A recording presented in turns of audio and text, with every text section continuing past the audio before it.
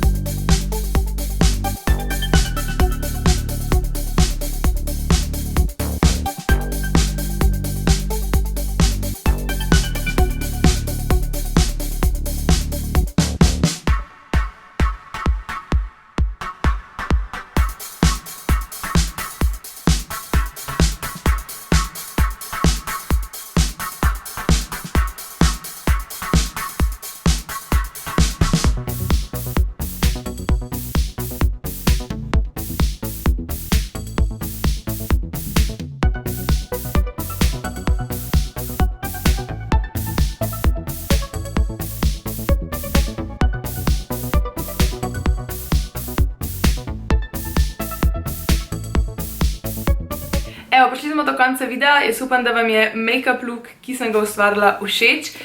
Če ga boste poustvarjali, oziroma če ga boste nosili letošnjo noč čarovnic, dajte me tegati na slikci, zaradi tega, ker bi res rada videla vaše kreacije. Kakor sem že rekla na začetku, ni najlažji look, vsaj zame ni bil, čeprav vse punce, ki sem jih jaz opazvala, da sem pač malo videla, kako to gre. Na YouTubeu so vse rekla, da je ful lahko. No, iskreno, meni ni bilo. Tako da nič hudega, če tudi vam ne bo, super pa, če vam bo šlo. Ne pozabite se naročiti na moj YouTube kanal, tukaj spodaj, in pa ne pozabite mi slediti na Instagramu, kjer veliko več objavljam in tam lahko vidite, kaj se mi na dnevni bazi oziroma v mojem vsakdanjiku dogaja. Tako da ja, hvala, da ste me gledali in se vidimo naslednjič. Čau!